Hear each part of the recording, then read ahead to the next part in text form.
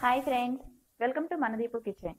ఈరోజు మనం ఎంతో సాఫ్ట్గా ఉండే ఉగాది స్పెషల్ అయిన బొబ్బట్లని ఇంట్లోనే ఎలా ప్రిపేర్ చేసుకోవాలో చూద్దాం. వీటిని వేడివేడి పాలతో సర్వ్ చేసుకుంటే చాలా టేస్టీగా ఉంటాయి. ఇంకెందుకు ఆలస్యం, ఎలా చేయాలో చూద్దామా? దానికోసం ఒక బౌల్ తీసుకొని దానిలో 1 కప్పు మైదా పిండిని యాడ్ చేసుకుందాం. మైదా పిండి ప్లేస్లో గోధుమ పిండి అయినా తీసుకోవచ్చు.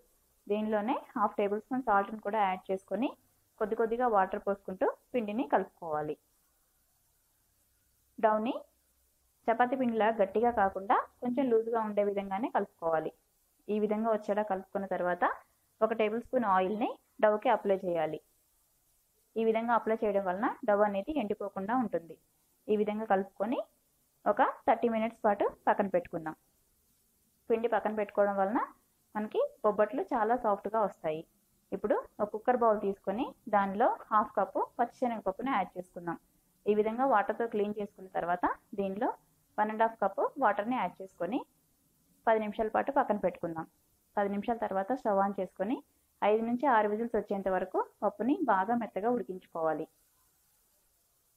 పప్పు కన్సిస్టెన్సీ ఈ విధంగా ఉండేలాగా బాగా మెత్తగా ఉడికించుకొని పక్కన పెట్టుకోవాలి. పప్పులో ఏమైనా ఎక్సెస్ వాటర్ ఉంటే ఆ వాటర్ని తీసేసి ఈ విధంగా బాగా స్మాష్ చేసుకోవాలి. పప్పు గుత్తితో కానీ లేదంటే గరిటెతో కానీ స్మాష్ చేసుకుంటే బాగా మెత్తగా అయిపోతుంది. మన పప్పు కన్సిస్టెన్సీ ఈ విధంగా మెత్తగా ఉండేలాగా కలుపుకుంటే సరిపోతుంది. దాని తర్వాత దీనిలో 1/2 కప్పు బెల్లంని యాడ్ చేసుకుందాం. 1/2 కప్పు శనగపప్పుకి 1/2 కప్పు బెల్లం సరిపోతుంది. ఈ విధంగా ఒకసారి కలుపుకున్న తర్వాత మళ్ళీ మనం దీన్ని స్టవ్ పైన పెట్టుకొని వేడి చేసుకుందాం.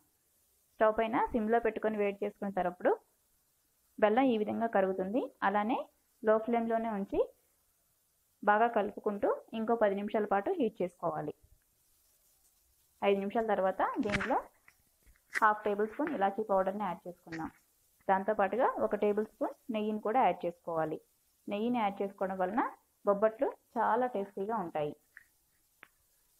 ఈ విధంగా కలుపుకొని మన పప్పు ఈ విధంగా గట్టిగా అయ్యేంత వరకు ఇంకో 2 నిమిషాల పాటు ఉంచుకోవాలి. చూసారు కదా, పప్పు గట్టిగా అయిపోయింది. ఇప్పుడు స్టవ్ ఆఫ్ చేసుకొని 10 నిమిషాల పాటు చల్లారబెట్టుకుందాం. ఈ విధంగా చల్లారిన తర్వాత బాల్స్ ప్రిపేర్ చేసుకోవాలి.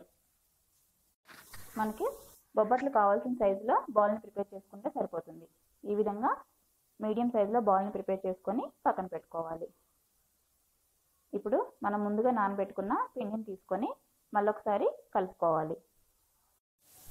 ఈ విధంగా ఒక 2 నిమిషాల పాటు మళ్ళొకసారి కలుపుకున్న తర్వాత దీని నుంచి మనం ఒక ముద్దని సపరేట్ చేసుకోవాలి. మనకి ఏ సైజులో ముద్ద ప్రిపేర్ చేసి పెట్టుకున్నామో ఆ బాల్ సైజులోకి సరిపోతుంది. ఒక కవర్ని తీసుకొని, ఆయిల్ కవర్ అయితే సరిపోతుంది. ఇలాంటి ఆయిల్ కవర్ కానీ ఏదైనా ఒక కవర్ తీసుకొని చపాతీలాగా స్మూత్గా చేసుకోవాలి. బొబ్బట్లను చేసుకునేటప్పుడు నెయ్యిని అప్లై చేస్తూ కానీ ఆయిల్ని అప్లై చేస్తూ కానీ ప్రిపేర్ చేసుకుంటే సరిపోతుంది. ఈ విధంగా కొంచెం మందంగా చేసుకున్న తర్వాత చుట్టూ ఉన్న పిండిని మనం పైకి తీసుకొచ్చి ఎక్సెస్ పిండి కొంచెం ఉంటుంది కదా, ఆ ఎక్సెస్ పిండిని రిమూవ్ చేసుకోవాలి.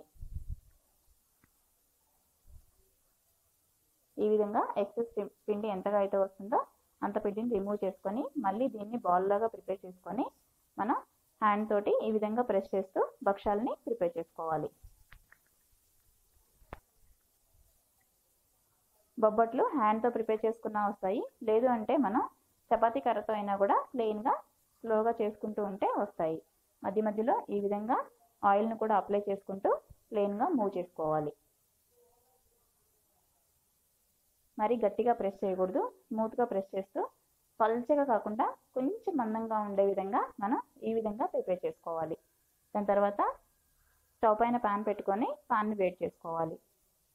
ఈ విధంగా మనం ప్రిపేర్ చేసుకున్న బొబ్బట్లని పాన్ పైన వేసుకుంటే సరిపోతుంది. 1 నిమిషం తర్వాత దానిపైన ఆయిల్ని కానీ నెయ్యిని కానీ అప్లై చేయాలి. నేతితో చేసుకుంటే ఇంకా టేస్టీగా ఉంటాయి. ఈ విధంగా 2 నిమిషాల తర్వాత రొటేట్ చేసుకోవాలి.